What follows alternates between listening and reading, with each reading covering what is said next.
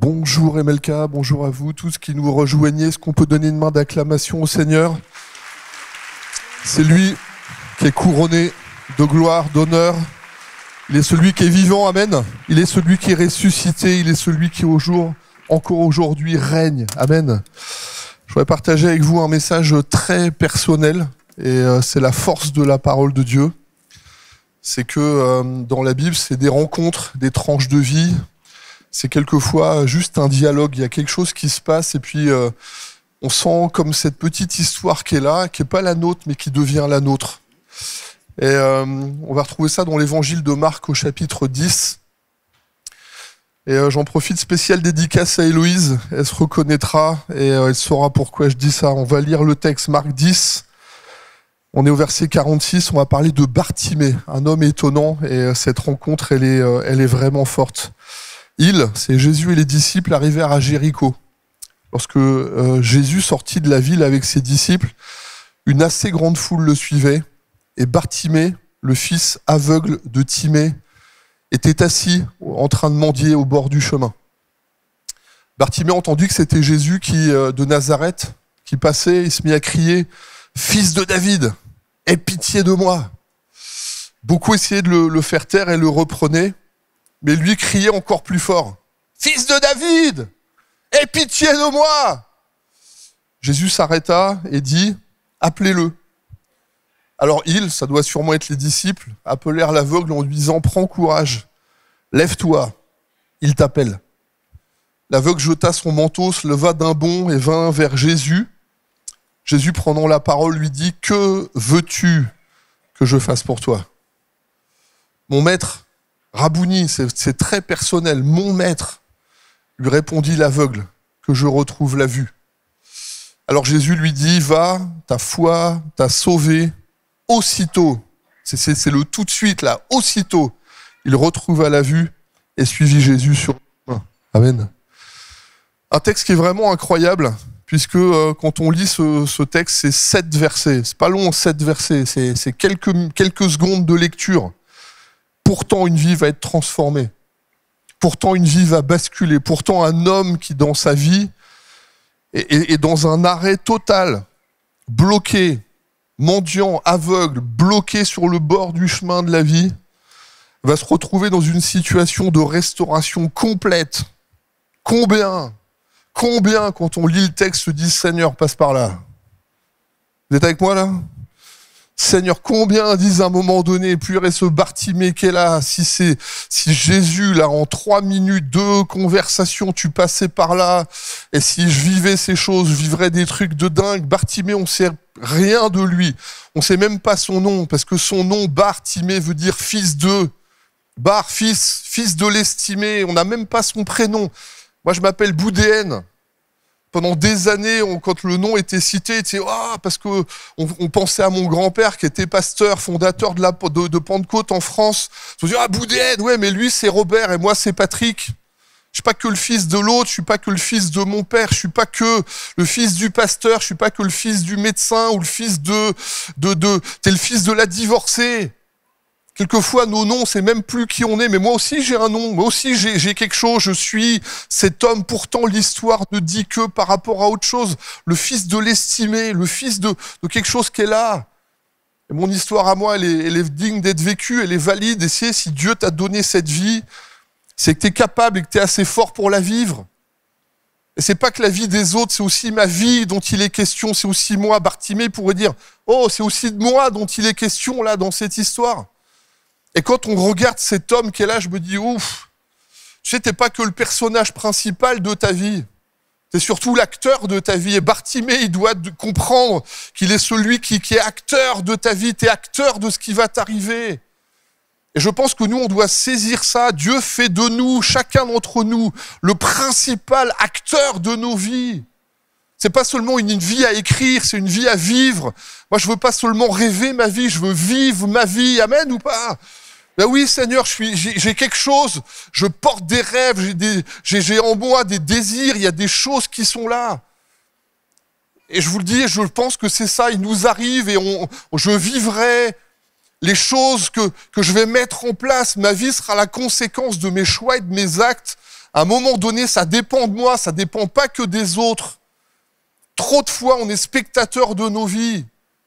Quelquefois, on se condamne soi-même avant de commencer, parce qu'on imagine que Dieu nous regarde dans nos erreurs, et Dieu nous regarde dans notre passé. Dieu, il s'intéresse bien moins à notre passé qu'à notre avenir, les amis.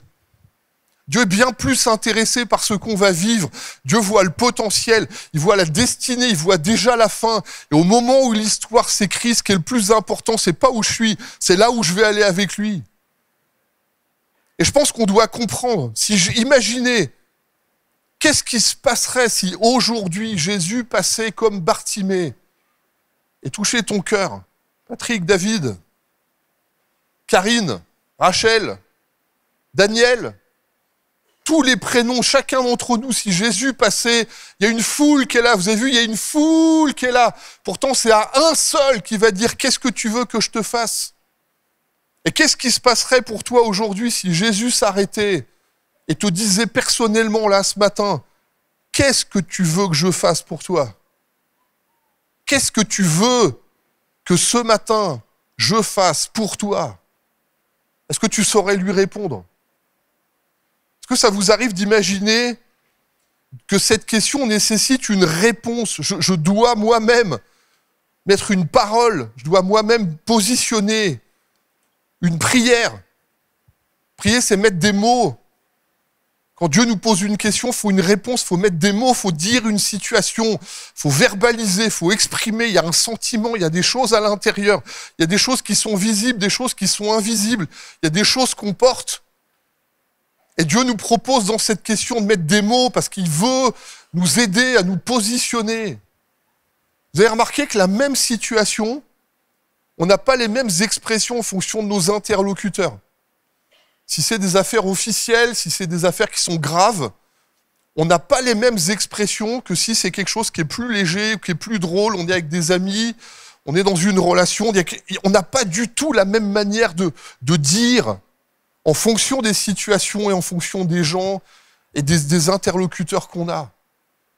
Et quand Dieu te pose une question, quand Jésus te pose cette question, il faut être précis. À un moment donné, c'est plus qu'un vœu, c'est comme une prière. Et j'ai envie de te dire, de la part de Dieu, te limite pas. Qu'est-ce que tu veux que je fasse pour toi? Imaginez-vous cette question te soit posée. C'est les vraies choses, hein, c'est les vrais sujets là. C'est pas seulement les conséquences, mais c'est d'où vient la cause, de quoi est-ce qu'on parle? Qu'est-ce que tu es prêt à faire pour obtenir? Qu'est-ce que tu comprends que Dieu peut faire maintenant et tout de suite? Bartimée, c'est un truc de dingue de voir que lui, il demande pas, malgré toutes ses limitations. Imaginez que lui, sa cécité le distingue, il est comme bloqué à un des sens qui est principal de la vie. Il n'a plus, il a que l'audition, il a d'autres choses, mais comme si à un moment donné, quelque chose l'avait arrêté, il y a comme un blocage complet. Demande, malgré le regard des autres, malgré leurs limitations, malgré leurs interdictions. Parce que des fois, on dit « t'es trop jeune », ou alors « t'es trop vieux, t'as jamais le bon âge, t'as jamais la bonne position, t'as pas assez d'expérience, ou c'est pas ton domaine ». Puis à chaque fois, il y a des gens, les réponses, c'est pas pour t'encourager, c'est toujours une espèce de barrière, on nous impose comme des murs, les autres dirigent nos vies. Et lui, malgré la foule, il ose crier, hein. « Jésus, fils de David !» Imaginez la scène, lui il voit rien, il sait pas où ça se passe, il y a tellement de bruit devant lui, il y a tellement de choses qui sont là, que d'un seul coup il dit il faut que Jésus s'arrête, j'ai entendu des choses de sa part, mais à un moment donné, je vais pas baisser les bras, je vais pas me taire, il y a des situations, on a tellement été pressés qu'à un moment donné on n'ose même plus mettre les mots sur ce qui nous arrive. Je me suis habitué à ma peine, je me suis habitué à ma souffrance. Et là, dans cette liste d'attente, dans cette file d'attente, on dit quand est-ce qu'on regarde notre numéro, c'est dans les listes d'attente, des fois vous avez un numéro, vous regardez, oh la vache, on va encore dire, ça va encore me prendre combien de temps? Puis là, persévère. La foule est là, je ne sais pas combien il y a de personnes devant lui. Mais en tout cas, Bartimée, il ne s'est pas trop posé de questions à un moment donné. Il y va franchement, il se donne les moyens. Qu'est-ce qui t'a arrêté? Pourquoi est-ce qu'aujourd'hui, tu as arrêté de crier? Pourquoi est-ce qu'aujourd'hui, dans ce que tu vis, T'as arrêté d'y croire. Et ce matin, Jésus passe, comme Bartimée, Jésus passe dans ta situation, dans ta vie. Et Dieu t'appelle, il t'encourage. Hé, prends courage, il t'appelle. Ce matin, le Maître t'appelle. Ce matin, Jésus t'appelle. Ce matin, Jésus te voit. T'es pas un anonyme de la foule, t'es pas le fils d'eux là-bas. Non, aujourd'hui, Jésus s'arrête pour toi. Jésus laisse la foule, Jésus arrête. Il n'est pas là pour les disciples. Jésus n'est pas là pour celui qui a un nom. Jésus, aujourd'hui, il vient pour toi. Parce que ta valeur, quand il te regarde, il dit « Moi, je t'aime d'un amour éternel, je t'ai pas oublié, je t'ai entendu. Quand personne te voit, moi, je te vois quand même. » Les amis, on oublie que ce Dieu qui est là, il est capable de voir une foule. On est 1000, plus de 1000 ce matin, je ne sais pas combien on est en ligne. Mais quand Jésus nous regarde, il dit, il y en a peut-être des milliers, mais ce matin, c'est toi ma priorité. Ce matin, c'est toi la maman, ma priorité. Ce matin, c'est toi que tout le monde a oublié. C'est toi dans ta souffrance que je vois. Parce que j'entends ton cri, parce que j'entends ta prière. Et Bartimée, il se donne les moyens. Depuis combien de temps, les amis, on n'a pas vraiment parlé à Jésus? Je ne parle pas de des conversations comme ça, je parle de confidence. Ça, c'est mon pote Fred, qui m'apprend des années en arrière, qui dit à un moment donné, la vraie conversation, c'est des confidences. C'est pas seulement des histoires, du beau temps, du blabla, c'est les vraies affaires de la vie. Et quand Jésus nous pose la question, il faut aller dans la priorité. Ça débute avec un dialogue. Depuis combien de temps il n'y a pas eu ce cœur à cœur, cette intimité de confidence, de confiance, de vulnérabilité. Aujourd'hui, Jésus passe pas à Jéricho, et aujourd'hui, Jésus passe pour toi. Dans ta vie, dans ta circonstance, dans tes défis. Et il t'encourage, prends courage, lève-toi.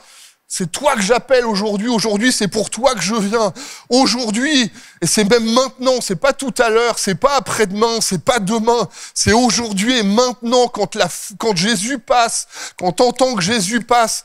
Faut pas te dire, oh, laisse-moi un message, et puis il repasse tout à l'heure quand Jésus passe, qui dit, qu'est-ce que tu veux là maintenant? C'est maintenant qu'il faut la réponse. Et de la même manière que Bartimée est sorti de la foule, toi aussi aujourd'hui tu peux sortir de la foule. Toi aussi Jésus t'appelle, parce qu'il te voit, il t'entend, il comprend, il te cherche. Vous savez les amis, quand Dieu veut rendre un homme fort, il commence pas par le couronner d'abord. La méthode de Dieu, c'est pas de prendre quelqu'un et de lui dire d'abord je te donne et puis après on verra comment tu t'en sors.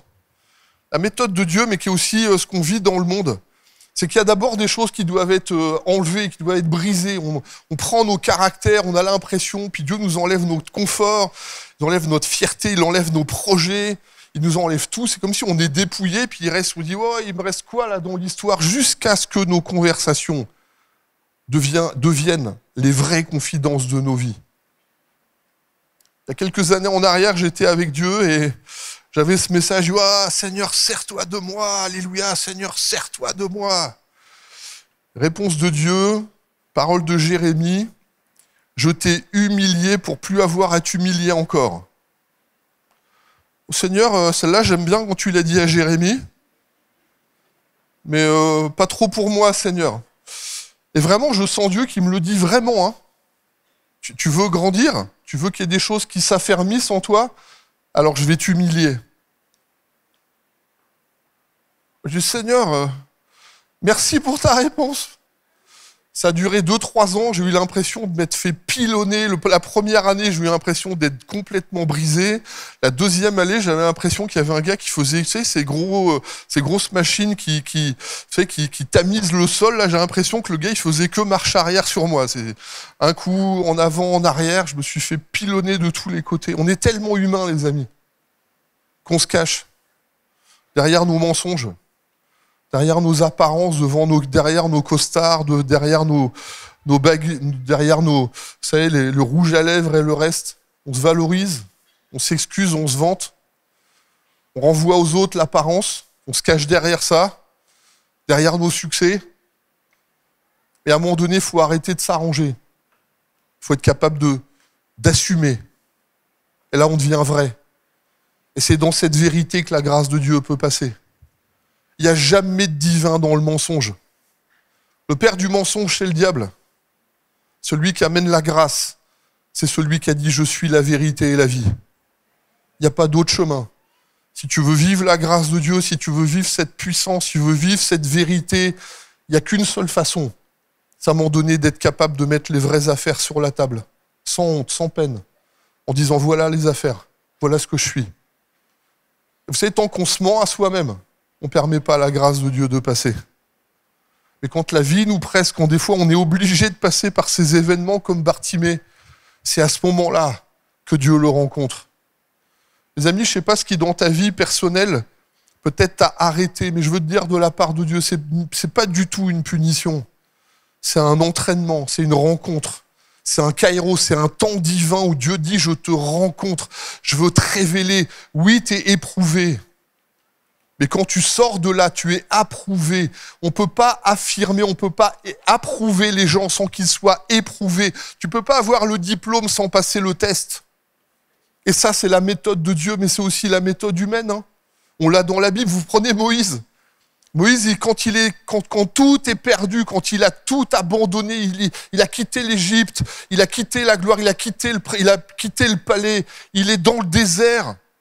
Il est devenu un bédouin, un berger, il est juste là. Et c'est dans ce moment-là que Dieu le rencontre, qui lui dit « Je t'ai choisi, et c'est toi, rentre dans ton appel. » Pensez à David. On pense toujours à ceux qui sont arrivés dans la destinée. Regardez leur histoire. Tu ne peux pas t'asseoir sur le trône quand tu t'appelles David sans être le berger avant. Et le berger, sa famille l'oublie. Hein. Quand il y a une rencontre de famille, tout le monde est invité sauf lui. Toi, tu vas garder le pauvre troupeau qui est là-bas. Et ça, c'est les histoires de famille. Il y a aussi des histoires de vie vendues par ses frères. Joseph, c'est même nous, dans nos histoires personnelles, des fois, c'est les gens les plus proches de nous qui nous font le plus mal. Et Seigneur, tu le sais, bien sûr, je le sais. Mais quand on est fidèle dans les petites choses, Dieu nous en donne des plus grandes. Le monde est pareil. Il y a des parents ici. Ouais. Tous, on fait ça avec nos enfants.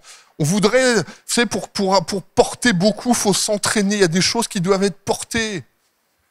La douleur, les difficultés, les combats sont jamais là pour nous détruire. Ils sont là pour nous renforcer. Là où on est faible, c'est pour révéler là où on a nos difficultés. C'est pour prouver là où on a une faille. Joseph peut pas être le prince d'Égypte, peut pas être à un moment donné le premier ministre avec un caractère de vengeance. David peut pas être le roi si dans son cœur il n'a pas réglé, s'il n'est pas celui qui prend soin. Si tu peux pas t'occuper des autres, si toi t'as pas cette bienveillance et cette bonté, dès que t'es pas content, comment tu réagis? Petit clin d'œil à Madame Boudéenne, mon épouse bien-aimée. C'est mon sniper personnel. J'étais en train de vouloir me faire plaindre, alors je racontais mes histoires. Je dis, tu comprends, Nat? Et ma femme me répond cette phrase et m'a dit, si tu fais que des choses faciles, tu resteras toujours faible. Alléluia quand même. Je me dis, Seigneur, merci vraiment pour mon épouse bien-aimée qui sait m'encourager comme il faut. Et oui, des fois on a des mauvaises journées. Chaque trahison, chaque chagrin d'amour, chaque erreur, Dieu s'en sert pour nous façonner petit à petit, pour nous former, pour qu'on devienne celui qui veut que nous soyons les amis. On ne grandit pas dans le confort. On grandit dans l'adversité, dans le combat. Il y a un moment donné, si tout est facile, tu resteras toujours faible. Mais quand il y a de l'opposition, ça nous permet à nous de nous positionner. La pression qui aujourd'hui te presse et te fait mal, c'est la pression qui demain te rend invincible et te donnera la victoire. Amen. Alors les amis, quand tu es à genoux, et puis que c'est dur et que tu penses que tout est fini, rappelle-toi que c'est pas la fin, c'est le moment de la reconstruction. Il y a tellement de gens qui abandonnent au moment où ça commence à faire, où ça fait mal. Et ici, vous voyez que la ligne d'arrivée, elle est juste devant. Les élus, vous savez, ceux qui sont là, ils traversent le feu, et Dieu leur dit, prends courage, je suis avec toi. Dans chaque larme, dans chaque épreuve, dans chaque nuit blanche, dans chaque moment où tu as douté, si tu pouvais sentir Dieu est auprès de toi et te dire « Je suis avec toi, n'abandonne pas, mais prends courage, parce qu'aujourd'hui, il y a des choses que je veux que tu vives. » Imaginez un petit peu, les amis, que celui qui nous parle, c'est pas n'importe qui. Quand la question est posée, remettons en perspective qui est celui qui me pose la question. Qui est celui qui te parle?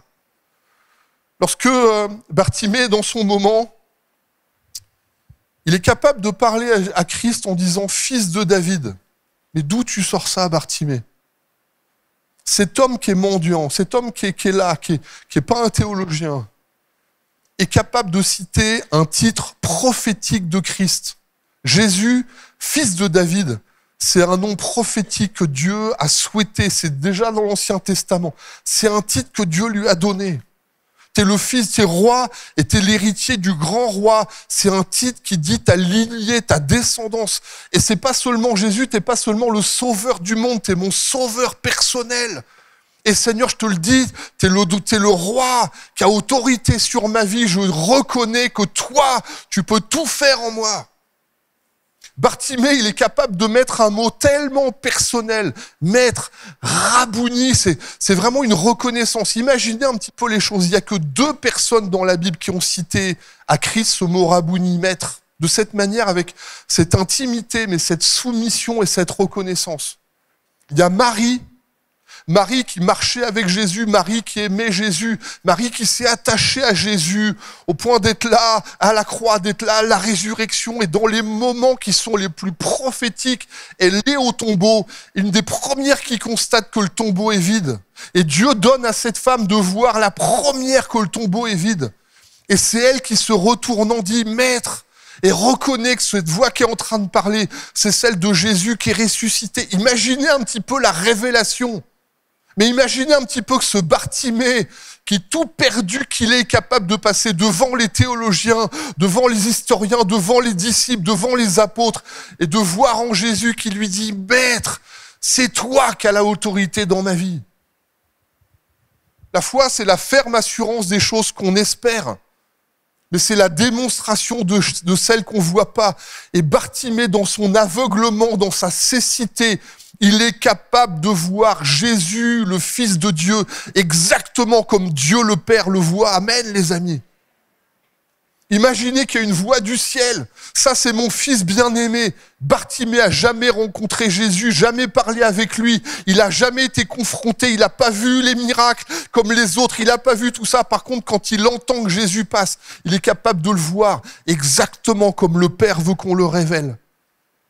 Et dans cette posture, Bartimée est en train de glorifier Dieu, il est en train de le monter. Vous savez combien de fois on s'approche de Dieu en disant « Seigneur, si tu peux me rendre pur ».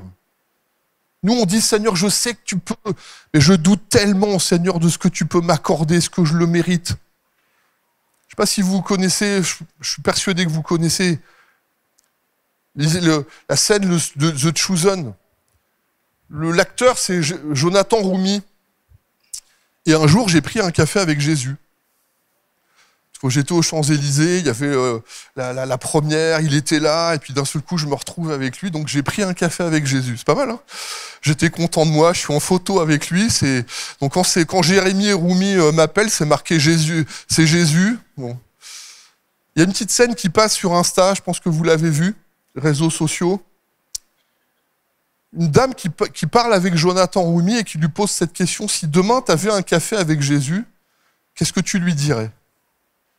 Et Jonathan Roumi a cette réponse que je trouve extraordinaire qui dit, est-ce que je l'ai bien fait? Dans sa posture d'acteur, est-ce que je t'ai bien représenté? Et la scène est bluffante parce que des fois on dit, si Dieu venait, et Seigneur, est-ce que j'ai bien agi? Est-ce que j'ai bien réagi? J'étais le matin, on m'envoie le poste. Je suis avec mon thé, en train de siroter mon thé, puis comme je me rappelle de la scène où j'ai pris un café avec Jésus, je m'imagine que Jonathan Roumi sonne vraiment à ma porte et vient chez moi. Et je me dis, je viens prendre un café avec toi. Et pendant que je méditais à cette scène et que je réfléchissais à moi, en fait, je me suis vu comme Pierre, où j'ouvre la porte, je vois Jésus et je me dis, en fait, Seigneur, je suis un homme pécheur. Retire-toi de moi. Combien de fois, nous, quand Jésus nous parle, on se sent tellement pas digne que quand Jésus nous pose la question « Qu'est-ce que tu veux que je fasse pour toi ?» on ne sait pas quoi répondre. Et on se dit « Seigneur, qu'est-ce que je pourrais te répondre dans cette situation-là » Et notre réponse, c'est « Comment est-ce que je vois Jésus aujourd'hui ?» Qui tu vois de Jésus? Lorsque Jésus te pose la question, c'est pour nous aider, nous, à nous positionner, à être capable de lui répondre. Je pense à Adam. On est dans le jardin d'Éden. Et lorsque j'ai Dieu qui visite le jardin, et d'un seul coup, Adam n'est pas où il faut, alors Dieu pose la question à Adam, « Où es-tu, Adam ?» Et Jésus le sait, Dieu le sait. Je sais que tu as mangé de l'arbre défendu, je sais qu'à cause de ça, tu as eu peur. Parce que tu as fait ça, tu te vois nu, je sais que tu as peur et que tu es en train de te cacher derrière l'arbre. Dieu le sait très bien. Dieu sait très bien que par peur, tu t'es même revêtu avec les feuilles de figuier et que tu es parti te cacher parce que tu avais peur. Et quand la question est posée, « Où es-tu, Adam ?» Dieu réentame le dialogue pour qu'on puisse tout à nouveau avoir une conversation avec Dieu. Lorsque Dieu parle avec Élie est dans un plein burn-out, il vient de faire des œuvres de Dieu, il y a eu une manifestation, il y a une confrontation de puissance. Et d'un seul coup, Élie demande la mort, il fuit dans le désert et Dieu lui pose la question, « Qu'est-ce que tu fais là? Élie, qu'est-ce que tu fais là ?»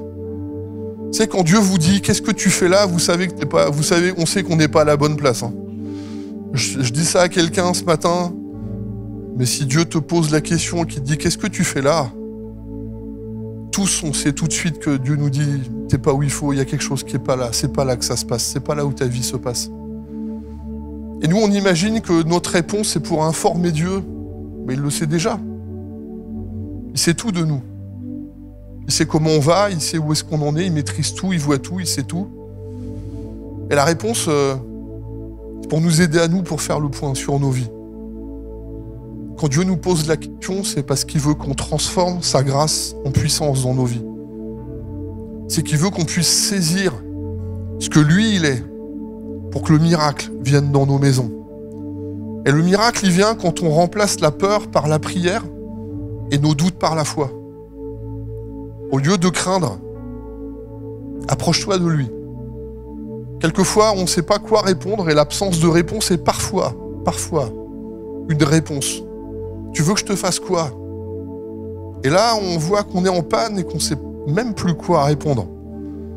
Des fois, la réponse nous bloque. Qu'est-ce que tu veux? Cette parole, Dieu me l'a donnée il y a 30 ans dans ma vie. C'est à cause de ce texte-là que je suis devenu ce que je suis aujourd'hui. C'est parce qu'il y a 30 ans, cette question m'a été posée. J'étais en panne. J'étais blessé. J'ai tout perdu. Mon travail, mon boulot, ma maison, les relations. J'ai tout perdu. Et ce texte de 7 lignes, Dieu m'a remis dans le chemin de la vie. 5 ans plus tard, je deviens pasteur, je suis marié avec Nathalie. Mais ça a commencé par ce dialogue. Qu'est-ce que tu veux que je te fasse? Ce jour-là, ça a été simple. Hein. J'ai dit à Dieu, si ça marche pour lui, il faut que ça marche pour moi. En 7 lignes, la vie de ce gars-là va basculer. Moi, j'ai rien à perdre. J'ai déjà tout perdu. Alors Seigneur, si le reste te convient, t'as qu'à prendre le reste. Et moi, Seigneur, je te le donne. Imaginez un petit peu que ce Bartimée, mendiant aveugle, sans voir Jésus, va le glorifier d'une manière extraordinaire. Les mendiants aveugles voient Christ glorifié. Vous savez, dans la Bible, il y a autant de miracles et de guérisons dans l'Ancien Testament que dans le Nouveau. Dans le Nouveau Testament, quand Jésus est là, il y a des guérisons, il y en a dans l'Ancien Testament. Il y a des délivrances, il y en a dans l'Ancien Testament. Il y a des résurrections, il y en a dans l'Ancien Testament. Il n'y en a pas plus dans l'Ancien que dans le Nouveau. Par contre, il y a une seule chose qu'on ne trouve pas dans l'Ancien Testament. C'est que la marque du Messie, c'est le seul qui est capable d'ouvrir les yeux des aveugles. Et Bartimée, c'est le premier d'une série, il n'y en a pas eu avant. Mais Bartimée, c'est le premier aveugle guéri. C'est le premier aveugle. Vous savez pourquoi? Parce que le Messie est là, parce que le Christ est ici, parce que Jésus est là. Nous, on voit Jésus, et tant mieux si on le voit humain, qui, marchant sur la terre des hommes, nous rencontre dans nos difficultés, vient dans nos maisons, il est tellement proche de nous et on a besoin de le rencontrer comme ça.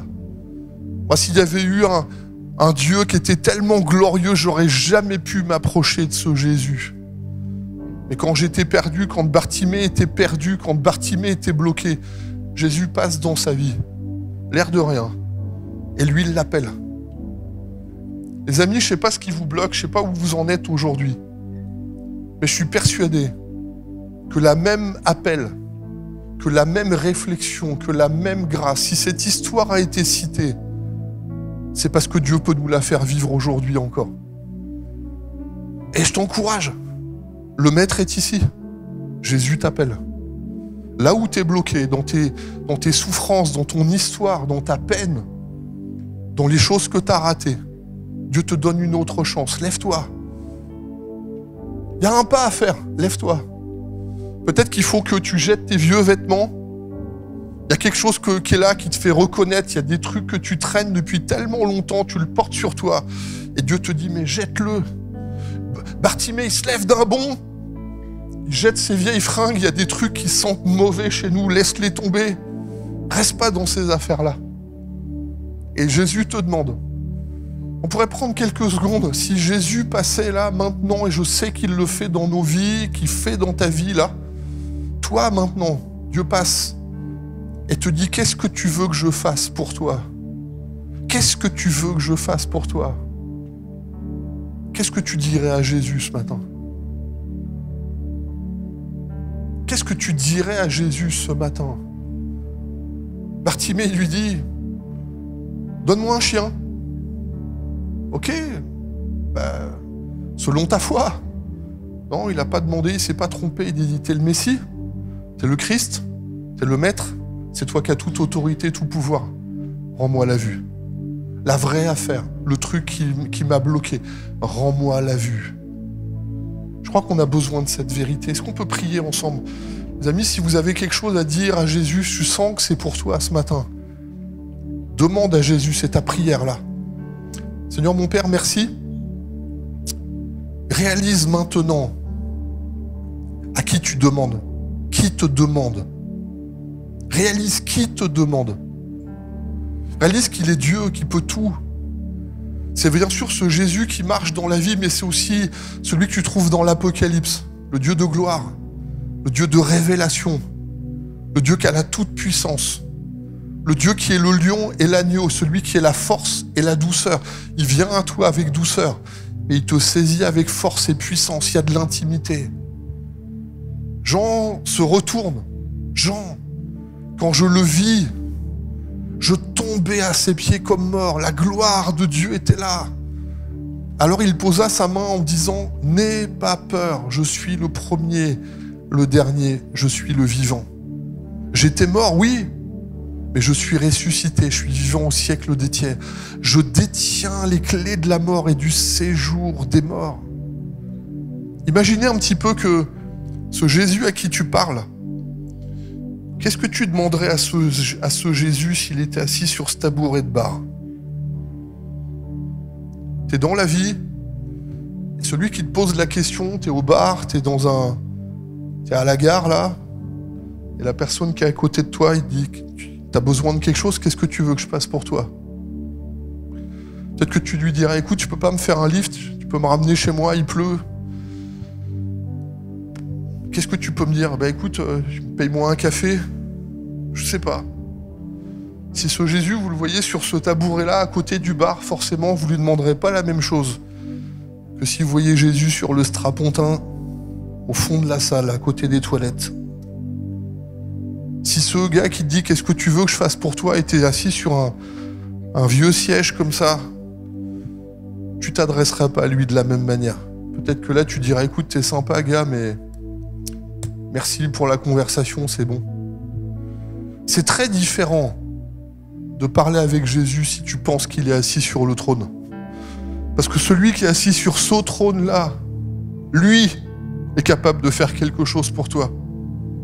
Ce qui fait que ton regard là dans la question, si tu comprends que celui qui te parle, il est assis sur le trône, celui qui est assis sur le trône, celui qui règne pour l'éternité, celui qui est vivant, celui qui était mort mais qui est vivant, celui qui aujourd'hui te parle et qui te dit qu'est-ce que tu veux que je fasse pour toi? Je peux vous garantir les amis que celui qui est assis sur ce trône, lui a la puissance de changer les choses. Si tu crois que le Père a envoyé le Fils mourant à la croix pour que dans ta vie, il y ait juste un peu de mieux et puis un peu de « Merci Seigneur, je vais pouvoir faire une semaine de plus ». Non, celui qui est mort à la croix et qui règne pour les siècles, pour l'éternité, celui qui aujourd'hui est ici, te pose la question, c'est celui qui vient, qui voit ta blessure, qui voit ta souffrance, qui voit ta peine, qui voit ta circonstance, qui voit pourquoi tu es en train de te battre et qui est capable de dire au point où t'en es, de quoi tu as besoin, qu'est-ce que tu veux que je fasse pour toi. Les amis, il y a une réponse à donner à Dieu. Ce matin, on a la chance de pouvoir partager la table de Sainte Seine. On a la chance de pouvoir aller jusqu'à lui pour dire « Seigneur, il y a le pain et la coupe. Il y a le pain où Dieu dit « Je suis mort pour toi. Pourquoi tu traînes encore tes vieux trucs? Pourquoi tu portes encore tes vieilles peines qu'on a mis sur toi? Je suis mort pour que tu sois libre. » Tu crois vraiment que le sang de Jésus a coulé sur toi? Et tu crois vraiment que le sang de Jésus a coulé à la croix juste pour que ça soit mieux? Jésus, quand il meurt à la croix, il est dit « Le sang de Christ purifie de tout péché. Amen » Les amis, ce matin, il y a une victoire à prendre, il y a une puissance que Dieu veut donner. Si dans ton cœur, tu sens que dans cette question, Dieu t'appelle, on va pouvoir s'approcher de toutes les tables qui sont dans cette salle. Approchez-vous avec assurance, mais prenez la table en Seigneur ce matin. C'est la coupe de délivrance et de bénédiction. Ce matin, Seigneur, j'enlève mon vieux Bartimée qui me colle à la peau. Et ce que je veux, Seigneur, c'est vivre et marcher avec toi et pour toi. Les amis, ce matin, Dieu t'appelle. Prends courage. Lève-toi. Le Maître est ici. Et il veut changer toutes choses. Il va prendre ce chant merveilleux nom. Pendant qu'on a ces tables qui sont dressées, approchez-vous librement, les amis, prenez cette table avec assurance. Seigneur, vraiment, ce matin, c'est le jour de ma délivrance. Ce matin, c'est le jour de l'intimité. Ce matin, c'est le jour où toi et moi, Seigneur, j'ai une confidence. Je viens vider mon cœur et je m'approche de toi avec une pleine assurance.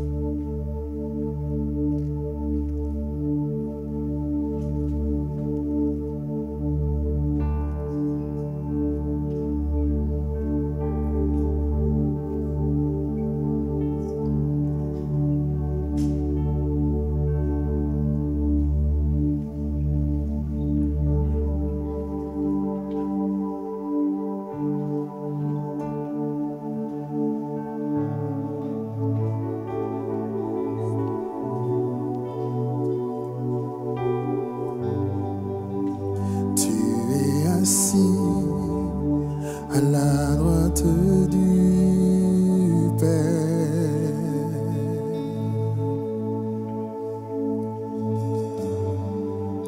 glorifié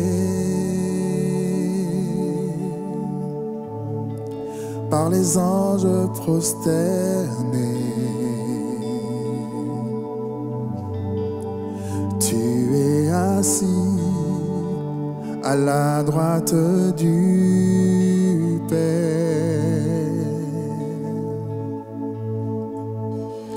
Jésus, merveilleux nom, qui est semblable à toi, ô Dieu. Jésus, ton précieux nom est digne d'hommage.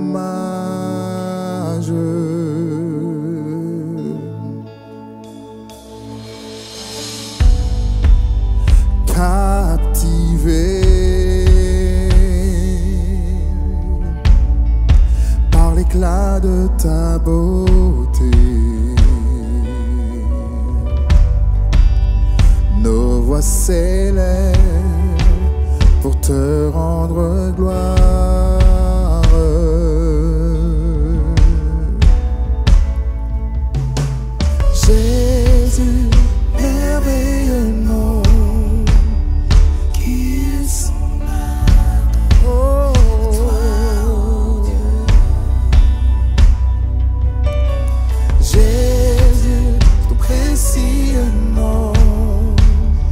digne d'hommage.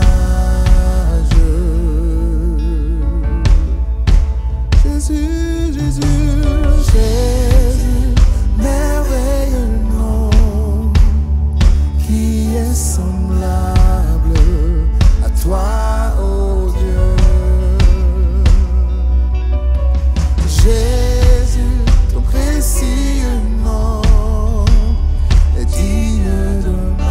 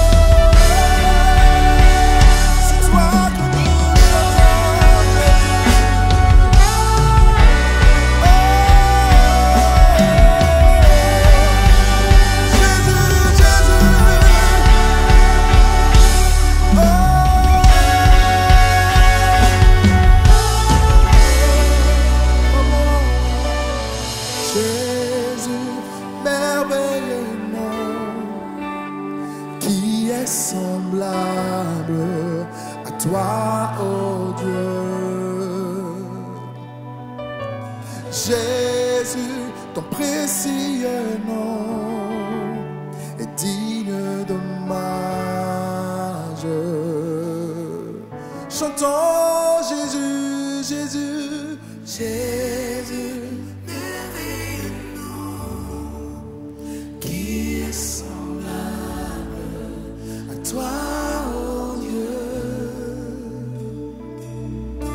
Jésus, ton précieux nom est digne d'hommage.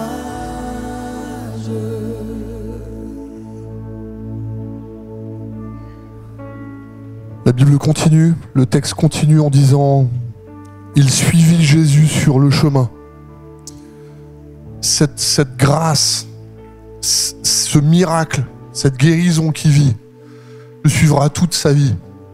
Non seulement lui est au bénéfice de ce que Jésus lui donne, mais tout le reste de sa vie, il suivit Jésus sur le chemin. Les amis, ce qui est en train de se passer là, comprenons qu'on veut s'attacher à lui. On veut le suivre, lui, oui, il m'a guéri, mais aujourd'hui, ce qu'il a déclenché chez moi, il fait que je reprends la course, je reprends ma place, et je continue dans toutes les œuvres que Dieu veut que je vive. Amen. Seigneur, merci vraiment pour tous ces Bartimée ce matin. Jésus passe. Il y a une réponse.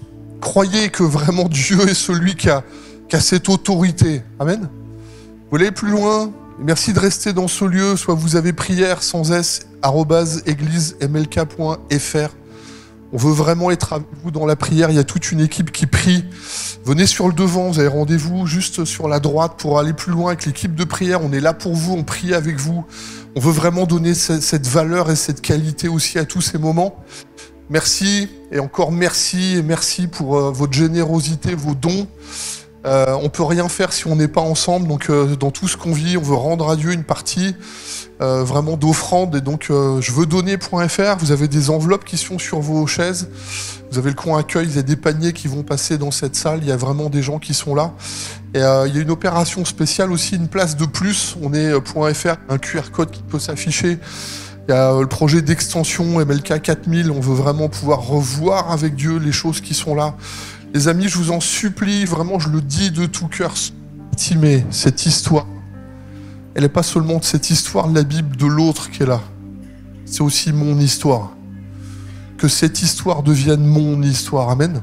Que Dieu vous bénisse et on continue de célébrer Dieu. Merci.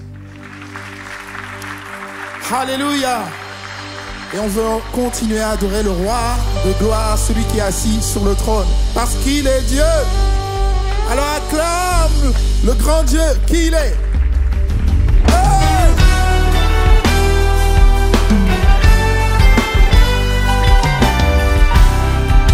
Alléluia.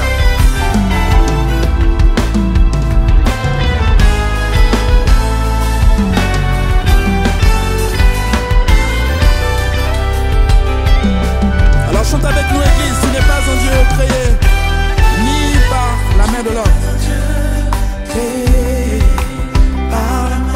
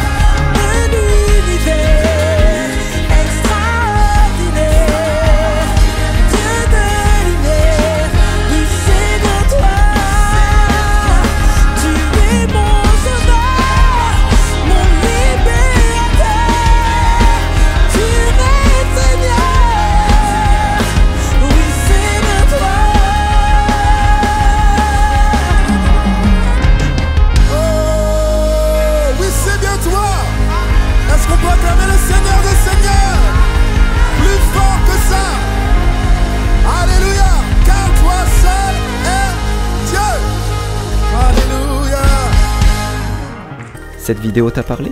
Clique sur j'aime. N'oublie pas également de t'abonner et de déclencher les notifications. Si cette vidéo t'a touché, elle peut aussi faire du bien à ceux qui t'entourent. Prends 5 minutes pour la partager à un proche ou à un ami qui en aurait besoin.